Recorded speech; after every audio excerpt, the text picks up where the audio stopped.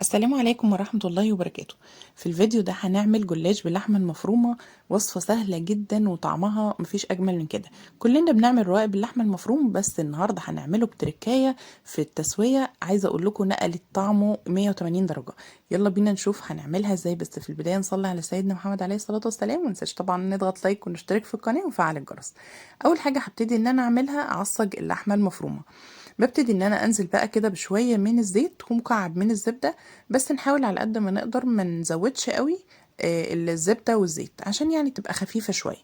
وبعد كده نبتدي ان احنا نقلب بقى البصل شويه، ننزل بالبصله كده لحد ما تبدا تدبل معايا. وبعدين هنزل باللحمه المفرومه بتاعتي، كميه اللحمه اللي انتوا عايزينها. طبعا ده اقل من نص كيلو لحمه مفرومه. وبعدين ببتدي ان انا بقى اخد اللحمه كده وابتدي ان انا اشوحها مع البصل كويس جدا لحد ما تبدا تتشوح معايا. هنزل عليهم بقى بنص معلقه صغيره من الفلفل الاسود، ونص معلقه من بهارات اللحمه، اي بهارات موجوده عندك او توابل موجوده عندك، ومعلقه صغيره من الملح. هي دي البهارات بتاعتي، مش اكتر من كده. نبتدي ان احنا نقلب لحد ما تاخد اللون الذهبي الغامق اللي انتوا شايفينه ده وتتشوح معايا كويس جدا. بحب بقى ان انا اضيف عليها طماطم مبشوره. طبعا في ناس مش بتحب الطماطم المبشوره، براحتكم خالص، بس عايزه اقول لكم ان هي بتديها طعم حلو جدا، وبتخلي اللحمه طالعه معاكم جوسي كده، ما بتبقاش ناشفه وبتشد في الرقاق. وكمان بتدي الرقاق طعم حلو قوي. هنقلبها بقى كويس قوي لحد ما تختفي تماما الطماطم المبشوره دي. وعندي بقى بعد كده الصينيه بتاعتي، ابتدي ان انا ادهنها كويس قوي بشويه من السمنه المتاح عندك استخدميه. عندك زبدة ماشي، ما عندكيش زبدة او عندك سمنة مفيش مشكلة، اي حاجة موجودة عندك بتقضي الغرض. بعد كده بقى جبت لفة من الجلاش، بس عايزة اقول لكم حاجة، ان الجلاش اللي بنشتريه في جلاش كده بنشتريه من عند الحلواني ده بيبقى افضل بكتير من اللي بيبقى جاهز بتاع المصانع على فكرة. وخصوصا بقى لو انتوا هتعملوا وصفات حلويات او كده، لان ده بيبقى متقطع شوية ومش بيبقى الورق فريش زي اللي بنجيبه من الحلويات، بيبقى احلى قوي يعني، بيبقى حلو جدا. المهم بقى ما كانش عندي غير ده فاستخدمته. ابتديت ان انا اجيب بقى وكل ورقتين كده احط بينهم شوية من السمنة او الزبدة، بس بخلي الاطراف مرفوعة لفوق شوية كده، عشان طبعا لما نيجي نحط الحشو في النص ما تخرجش بره الجلاش. خلاص، هبتدي بقى ان انا اجيب ورقتين، هجيب نص كمية الجلاش اخليها تحت ونص هخليها فوق، بالشكل اللي انتوا شايفينه ده. كده انا بطنت كويس قوي. بعد كده بقى اخر طبق دي على فكرة ممكن ما نحطش عليها زبدة، لان طبعا لما هنيجي نحط اللحمة بيبقى فيها طبعا سمنة، فهتنزل طبعا في تحت، فمش لازم ان احنا نحط اخر طبقة زبدة. هنبتدي ان احنا بس اهم حاجة نرفع الجوانب واحنا بنحط الحشوة. حطيت الحشوة وابتدي ان انا ارفع الجوانب بالشكل اللي انتوا شايفينه ده، واوزع بقى كويس جدا. وبعد كده بقى ناخد بقى الاطراف دي ونبتدي ان احنا نقفلها بالشكل ده. اهو شايفين نقفل بقى، بس نحاول واحنا بنقفل نفرد كده عشان ما تبقاش طبعا مكلكعه وما تبقاش لطيفه يعني. نبتدي بقى ان احنا نحط برضو شويه من الزبده كده على خفيف او السمنه، وبعدين نكمل بقى بقيه الطبقات بتاعتنا على الوش. اهو شايفين، ناخد بقى الطبقات دي ونبتدي ان احنا نرصها على الوش كده.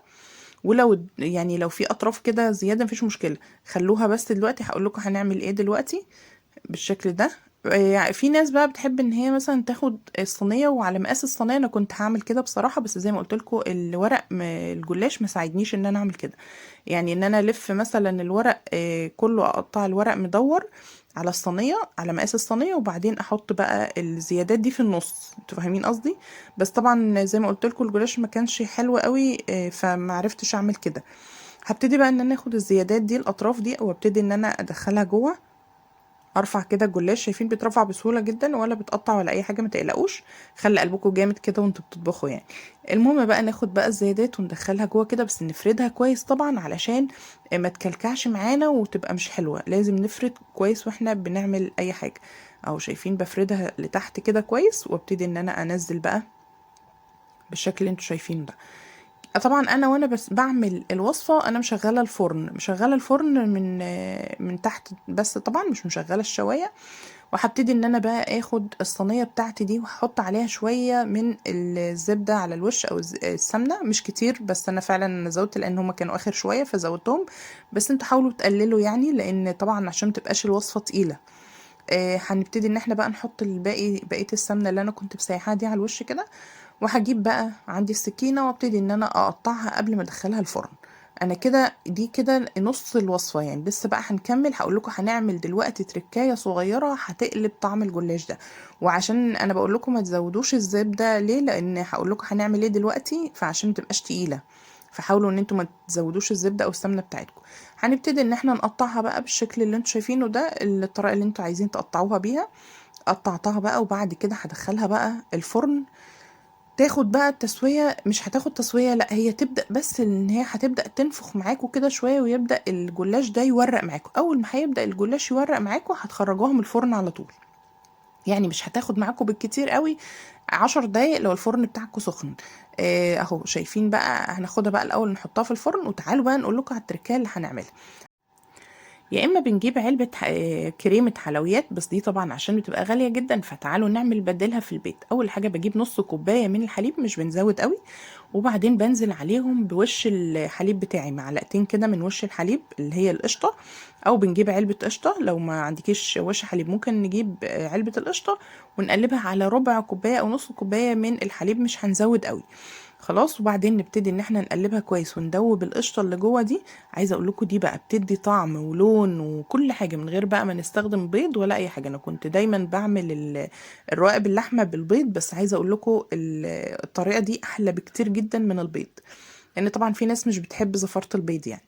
بعد ما قلبتها بقى كويس، شايفين الجلاش بقى بدأ ان هو يعني ايه يورق معايا شويه، هو كده سخن بقى وبدأ ان هو يورق شويه. ناخد بقى القشطه بتاعتي على الحليب، ونبتدي ان احنا نسقي الجلاش بالشكل اللي انتوا شايفينه ده.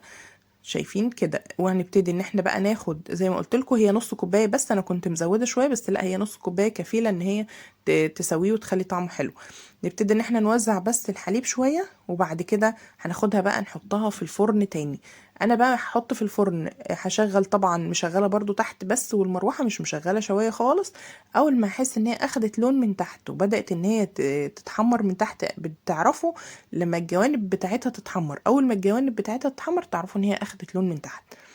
اول ما يحصل كده تروحوا مشغلين الشوايه على طول. شايفين بقى تاخد لون، مش هتاخد معاكم دقيقه على لما تشغلوا الشوايه. خلاص تاخدوا بالكم عشان ما تتحرقش، لان بمجرد ما بتشغلوا الشوايه طبعا عشان القشطه اللي حاطينها والحاجات دي، فبتاخد لون بسرعه جدا. بس شايفين بقى الجمال، بسم الله ما شاء الله، طالعه بقى طعمها وريحتها ولونها وكل حاجه، بصراحه تستاهل التجربه. لازم تجربوها وان شاء الله هتعجبكم جدا، وخصوصا طبعا داخلين على اعياد كده وعزومات وحاجات حلوه. ان شاء الله ربنا يعود علينا الايام بخير يا رب، ودايما متجمعين في الخير. اعملوها وان شاء الله هتعجب اي حد ياكل منها، وهيسالكم كمان عملتوها ازاي.